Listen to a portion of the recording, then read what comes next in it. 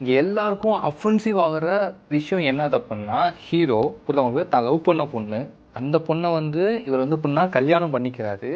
அவன் லவ்வர், அந்த பொண்ணு அவன் லவ்வர் கூட ரொமான்ஸில் இருந்து ஓகேவா, அவன் அந்த பொண்ணை ப்ரெக்னென்ட் ஆக்கி சொசைட்டி என்ன நினைக்கிது அப்படின்னா ஹீரோ தான் ப்ரெக்னென்ட், புருஷன் தான் ப்ரெக்னென்ட் ஆக்கிட்டாங்க.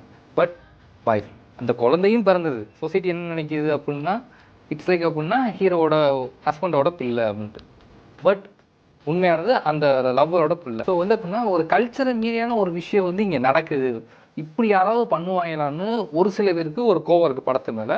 இன்னொரு சில பேருக்கு என்ன அப்படின்னா ஓகே தான் லவ் பண்ண பொண்ணு ரொம்ப நல்லவனாக இருந்துட்டு அதை பண்ணியிருக்காரு அப்படிங்கிற மாதிரி சில பேர் விட்டு விட்டாங்க. மெயினாக 2K கிட்ஸ் தான் கண்டுக்க மாட்டேன்ட்டாங்க. 90s பேரண்ட்ஸ்லாம் வந்து என் பின்னாடி வந்து படத்தை ஒருத்தர் பார்த்துக்கிட்டு இருந்தவரெலாம் இட்ஸ் லைக் படத்தை வந்து அஃபண்ட் பண்ணணும்னு சொல்லல. ஓகேவா, இது வந்து ஒரு ஃபில்ம் மேக்கரோட ஒரு விஷன் பாயிண்ட் ஆகுது. பட் அவங்களாம் வந்து துப்புறாங்க. ஓகே அகைன் வந்து அப்படின்னா நான் வந்து அந்த ஃபில்ம் மேக்கர் வந்து ரெஸ்பெக்ட் பண்ணுறேன். பட் ஓல்டு ஜென்ரேஷனுக்கு அவங்களோட பெர்ஸ்பெக்டிவ் தப்பாக இருந்தது, ரொம்ப அஃபண்ட் ஆனாங்க. ஸோ இந்த மாதிரி ஒரு 2 டிஃப்ரெண்ட்ஸ் ஒப்பீனியன் இருக்குது.